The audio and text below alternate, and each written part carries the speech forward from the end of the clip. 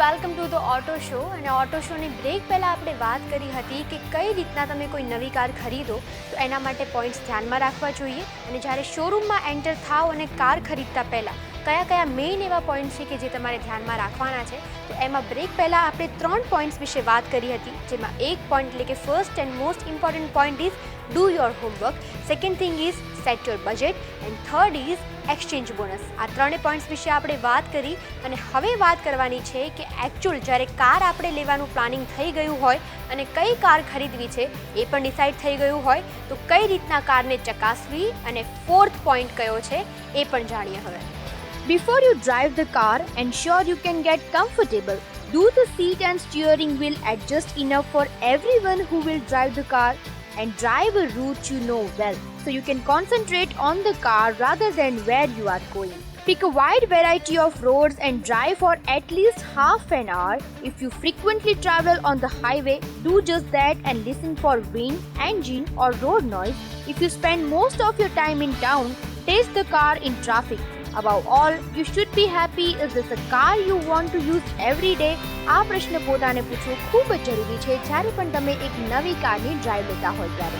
So friends, આ 3 points પર બરાબર રીતના લેસન એટલે કે હોમવર્ક કર્યા બાદ now let's come to the fourth point. It is test drive. કે જે કાર ખરીદવાની તમે સિલેક્ટ કરી હોય કે જેની જે કલર ને બધી જ રીતના પ્રાઇઝનું અને એક્સચેન્જ જે જૂની કાર્સ છે એની પણ કિંમત નક્કી થઈ જાય, ત્યારબાદ જે કાર લેવાની છે એની એક્સચેન્જ ઓફરની વાત થઈ ગઈ, ત્યારબાદ ટેસ્ટ ડ્રાઈવની વાત આવશે. તો ટેસ્ટ ડ્રાઈવમાં you need to pick up wide variety of roads કે જેમાં તમે મેક્સિમમ કે મિનિમમ હાફ એન અવર જેટલી રાઇડ તો લેવી જરૂરી છે, કેમ કે જ્યારે પણ તમે કારની રાઇડ કરશો ત્યારે જ તમને ખ્યાલ આવશે કે જે કારમાં તમે જુઓ છો એટલે કે જે એવી રીતની કાર તમને જોઈએ છે એ રીતની કાર એ છે કે નહીં, એના ફીચર્સ એવા છે કે નહીં, એનું એન્જિન નોઇઝ, એની બહાર જ્યારે જાય ત્યારે રસ્તા પરનો નોઇઝ કેવો છે, સાથે સ્ટિયરિંગ સ્ટેબિલિટી કેવી છે, કમ્ફર્ટનેસ કેવી છે, આ બધું જ તમને ત્યારે ખબર પડશે જ્યારે તમે કારની ટેસ્ટ ડ્રાઈવ લેતા હો.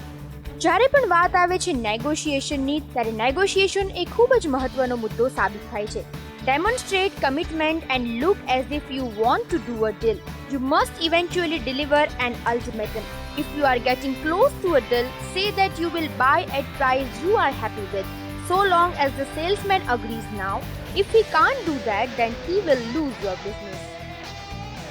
તો ફ્રેન્ડ્સ, કોઈ પણ કારની ટેસ્ટ ડ્રાઈવ લેવી ખૂબ જ જરૂરી છે, જેમ આપણે વાત કરી. પણ જ્યારે ટેસ્ટ ડ્રાઈવ લેતા હોઈએ કારની ત્યારે કયા કયા પોઈન્ટ્સ આપણે ધ્યાનમાં રાખવા જોઈએ? તો if you mostly travel on highways, so do that only. તમે જ્યારે પણ હાઈવેઝ ઉપર રાઈડ લેતા હોય તો હાફ એન અવરની રાઈડ લેવી ખૂબ જ જરૂરી છે, અને ત્યારે સ્પેશિયલી ચેક કરો કે જે એન્જિન નોઇઝ છે સાથે સાથે વિન્ડ કિલર નોઇઝ છે એ કેટલો છે, અને કેવી રીતના બાકી કારથી તેમાં વધુ કે ઓછો તમને મળી શકે, અને સાથે સાથે તેની માઇલેજ કેટલી છે, કેટલા કિલોમીટર્સ તેનો હાઈએસ્ટ પાવર કેટલો છે, ટોર્ક કેટલો છે, એ બધું જ તમે સેલ્સ પર્સનને પૂછી પણ લો, અને સાથે કમ્ફર્ટનેસ અને સ્ટિયરિંગનું પણ કમ્ફર્ટનેસ કેવું છે એ પણ તમારે ધ્યાનમાં રાખવું ખૂબ જ જરૂરી રહેશે.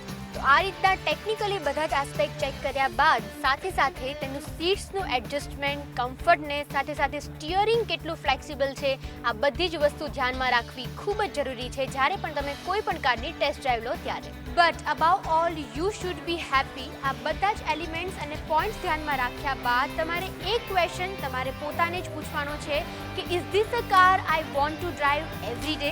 અને જો આન્સર યસ આવે તો you can go for that car.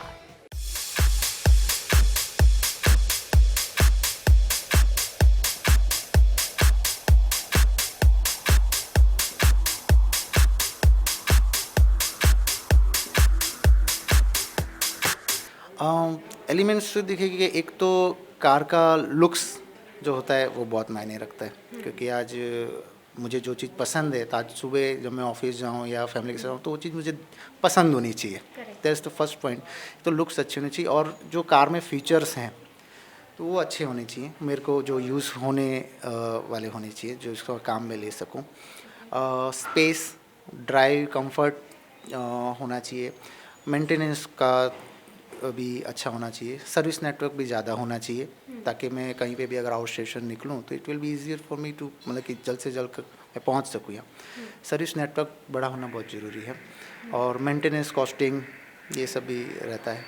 So friends, કારની ટેસ્ટ ડ્રાઈવ આપણે લઈ લીધી અને ચકાસી લીધી કારને પ્રોપર વેથી, તેનું સ્ટિયરિંગ કેવું છે, ફ્લેક્સિબલ છે કે નહીં, સાથે કાર કેટલી માઇલેજ આપે છે અને સાથે સાથે કેટલી ફ્લેક્સિબલ છે અને સ્ટેબિલિટી કેવી છે, માઇલેજ કેટલી આપે છે, આ બધી જ વસ્તુ પ્રોપર વેથી ધ્યાનમાં લીધા બાદ હવે જ્યારે ટેસ્ટ ડ્રાઈવ બાદ આપણને કાર લેવી જ હોય તો નાઉ ધ નેક્સ્ટ પોઈન્ટ એટલે કે the fifth point is negotiation.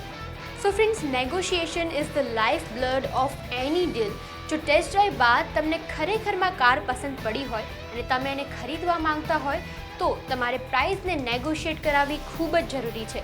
Of course, car જ્યારે ખરીદવાનું તમે પ્લાનિંગ કર્યું હોય, શોરૂમમાં ટેસ્ટ ડ્રાઈવ માટે આવ્યા હોય ત્યારે તેની ઓન રોડ પ્રાઇસ તો તમે જાણી જ હશે, પણ એ પ્રાઇસમાં પણ કઈ રીતના તમે પ્લસ માઇનસ કરાવી શકો છો એ પણ ખૂબ જ જરૂરી છે કે જ્યારે એની ડીલ ક્લોઝ કરતાં પહેલાં પ્રાઇસને નેગોશિએટ કરાવી, એટલે કે જે એની ઓન રોડ પ્રાઇસ છે તેમાં કેટલું ડિસ્કાઉન્ટ મળ્યું છે અને ડિસ્કાઉન્ટ બાદ પણ 5-10 હજાર એટલે કે 19-20નો ફરક તો આવતો જ હોય છે, તો ત્યારે તમારે કઈ રીતના ડીલ કરવી.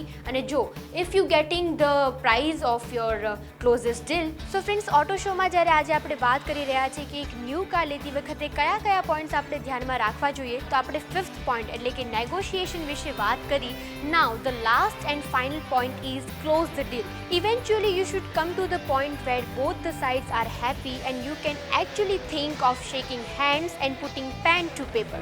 But yes, remember this is the contract of no return. એટલે કે તમે લાઈફ ટાઈમ માટે એક સરસ મજાની કાર લેવા જઈ રહ્યા છો ત્યારે તમારે એક સાઈડથી નહીં પણ 10 સાઈડથી વિચારીને આ ડીલ સાઇન કરવી જોઈએ. અને જ્યારે પણ તમે આ ડીલ સાઇન કરો ત્યારે જે કોન્ટ્રાક્ટ છે એનું પેપર તમારે એક પ્રિન્ટ તમારી પાસે રાખીને પ્રોપર વેથી તેને ફોલો કરવું જોઈએ અને બરાબર રીતના એકવાર રીડ પણ કરી લેવું જોઈએ, સો દેટ ઇન ફ્યુચર કોઈ પ્રોબ્લેમ ના થાય. અને આ કોન્ટ્રાક્ટ સાઇન થઈ ગયા બાદ કઈ રીતના સર્વિસિંગ રહેશે, ઇન્સ્યોરન્સ પેપર વિશે ખાસ રીતે તમારે એકવાર ચેક કરીને ગાડીની ડીલ ક્લોઝ કરવી જોઈએ. Yes, remember this is the point of no return. Once you sign up, you have entered into a contract. Pull out after this and the seller is entitled to compensation. The only exception is if you buy on finance, because the contract becomes binding only once the finance firm has also agreed. Always check the small print of any contract, particularly regarding delivery time. These vary from car to car, so ask the seller how long you will have to wait and check the contract. અને કારની deal close થઈ ગયા બાદ જરૂરથી એ પૂછી લો કે how long you have to weight for the car, અને સાથે સાથે તેના ઇન્સ્યોરન્સને એ બધી જે આપણે વાત કરી એની ચકાસણી તો જરૂરી જ છે. તો આ બધા જ પોઈન્ટ્સનું પ્રોપર વેથી હોમવર્ક કર્યા બાદ finally I boat the ZI10. તો ચલો હવે મળી લઈએ cells પર્સનને. Buying start to finish. 1. Do your homework. 2. Set your budget. 3. Exchange bonus. 4. Test drive. 5. Negotiation. 6. Close the deal. Research information. How many people do you want to carry? Check car's rear legroom. Check car's mileage. Check the safety standards. Most important point to remember. Check ex-showroom price and on-road price. Don't forget to check discount or special offer. 3. Exchange bonus. Buy new car in exchange of your old one. Try to get fair exchange price. Don't forget to check exchange bonus offer. If your car is not well maintained, sell it privately. 4. Test drive. Check comfortness, seats and steering adjustment. Drive a route you know well. Pick a wide variety of roads. Drive for at least half an hour. 5. Negotiation. Demonstrate as if you want to do a deal. buy only if you are getting close to deal. If he can't do that, he will lose your business. 6. Close the deal. Think twice before shaking hands. Remember, this is the point of no return. Always check the small print of any contract. Ask seller how long you will have to wait for car.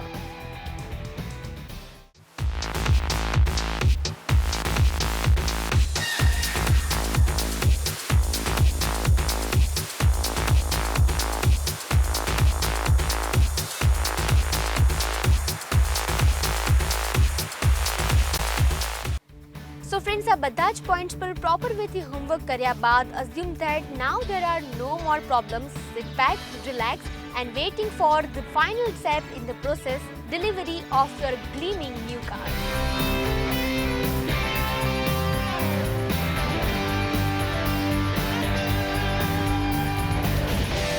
તો આવી જ રીતના latest update અને નવા concept સાથે હું તમને મળીશ નેક્સ્ટ એપિસોડમાં. Till then, happy drive and good bye.